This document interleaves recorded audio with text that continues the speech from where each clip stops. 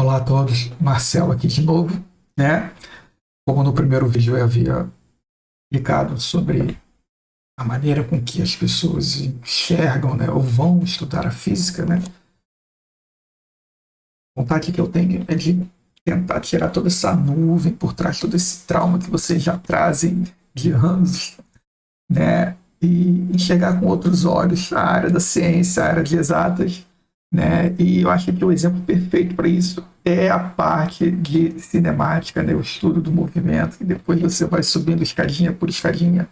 Se a base for bem explicada, se vocês conseguirem entender o conceito, eu acho que vocês têm tudo para, depois de um tempo, começar a caminhar sozinhos e vencendo essas dificuldades e aplicando isso não só para a física, né, mas aplicando para a vida em todas as áreas do conhecimento que vocês tenham vontade, né?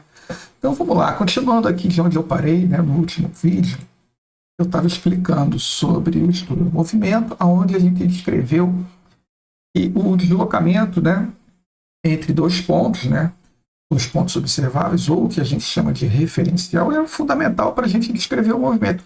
Mas, além disso, será que a gente pode tirar outra informação a respeito disso? Porque a gente sabe que as pessoas se movem, mas todas se movem de jeito igual. Todo mundo chega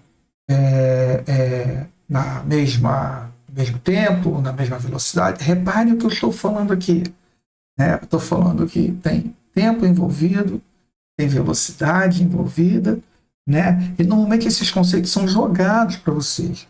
Mas o que eu quero demonstrar aqui é como esses conceitos estão sendo jogados de maneira errada.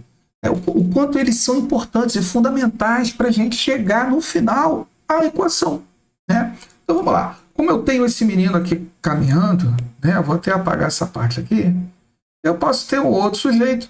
Vamos dizer que esse daqui se chama Marcos. Tá? E depois eu tenho outro sujeito, num outro movimento, fazendo o mesmo percurso, e chama Marcelo. Então está aqui o Marcelo,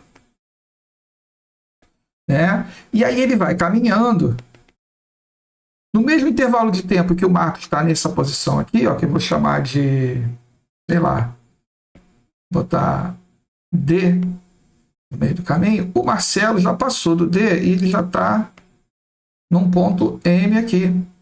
Tá? Então o Marcelo já está aqui, né, numa outra situação, e aí depois ele chega aqui no mesmo ponto B, né, mas com uma pequena diferença do marco. Que diferença é essa? A diferença é o tempo. Né? Então a gente já sabe aqui, a gente consegue perceber que o tempo para o Marcos, né, ele é diferente, né, do tempo para o Marcelo, né? Poxa, eu botei Marcos e Marcelo, podia ter colocado outro nome aqui, né? Mas tudo bem. Então você repara o seguinte, além do deslocamento, eu tenho um outro fator importante aqui, que é o tempo. E a relação entre esses dois vai definir um conceito que a gente chama de velocidade. Quando você está, por exemplo, você está atrasado para ir para o trabalho, você está atrasado para ir para a escola, você está atrasado para fazer qualquer coisa, qual é a primeira coisa que você faz instintivamente? A primeira coisa é correr. Correr significa dizer o quê? Aumentar a sua velocidade. Mas como é que a física ela vê esse conceito de velocidade? Né? Como é que a física trabalha isso? Né? Através dessa análise que a gente tem aqui. Né? Então você tem o conceito que você sabe que cada um tem um tipo de... A relação entre o deslocamento e o tempo ela é diferente.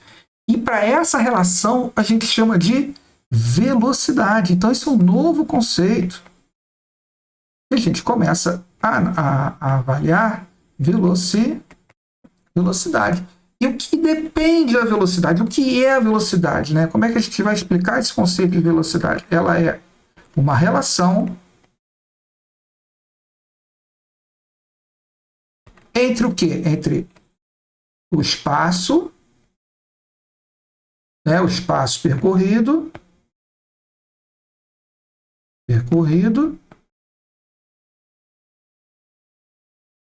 e o tempo que você gasta para percorrer esse espaço. Então reparem Eu não estou usando nenhuma equação matemática aqui, eu não estou usando nenhuma fórmula, a gente está só trabalhando com situação do nosso cotidiano. A gente sabe o que é. Você está atrasado, você leva 1 hora para chegar no trabalho. Então, se você tem que estar 8 horas, você tem que sair de casa 7. Só que você acordou 7h30, cara. Então, aquilo que você tinha 1 hora para poder se deslocar até o trabalho, agora você tem um pequeno tempo, metade desse tempo. Então, o que você vai fazer para compensar isso? Você vai andar mais rápido. Então, você vai aumentar a sua velocidade. Então, aí vem esse conceito. Então, a grande sacada está nessa situação. A matemática, ela dá um poder de previsão em relação a isso. E a gente pode representar essa relação matematicamente. Que forma? A maneira mais simples a gente tem. Olha só, eu tenho velocidade, ela é igual a quê? Como é que a gente vai raciocinar em cima disso? Repara o seguinte, para uma mesma distância, né, o ponto A e o ponto B, eu tenho, quem leva mais tempo, a velocidade vai ser maior ou vai ser menor? Quem leva mais tempo, a velocidade vai ser o quê? Menor. Pô, o cara é lento, está demorando para chegar, todo mundo reclama quando a pessoa está atrasada. Ou seja, quanto maior o tempo, menor a velocidade. Isso indica uma relação inversa. Na matemática, uma relação inversa, a gente representa na forma de uma fração, cara. Então, embaixo aqui vai estar o quê? O tempo. Um outro exemplo agora, né? Para o mesmo intervalo de tempo, vamos dizer o seguinte: tô lá na sala de aula explicando, o Joãozinho diz para mim assim: ó, professor, eu vou no banheiro rapidinho, já volto 2 minutinhos. Falei, beleza, mas 2 minutos? Cara, em 2 minutos eu vou à Barra da Tijuca e volto. O que eu tô querendo dizer com isso? Em 2 minutos ele vai ao banheiro, em 2 minutos eu vou à Barra da Tijuca e volto. Querendo dizer que eu sou muito o quê? Muito mentiroso, correto?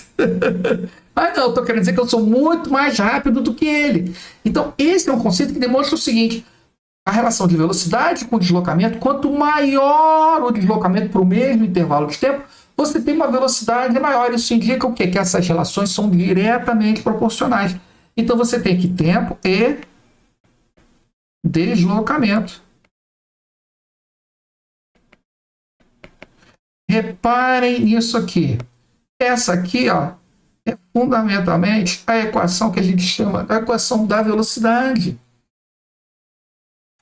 Ou seja, a fórmula ela surge naturalmente do raciocínio e de observações. No caso aqui, a gente está fazendo observações imaginárias. Mas é assim que a ciência trabalha, é assim que a física trabalha. Beleza? Por hoje é só, um abraço, até o próximo vídeo, galera.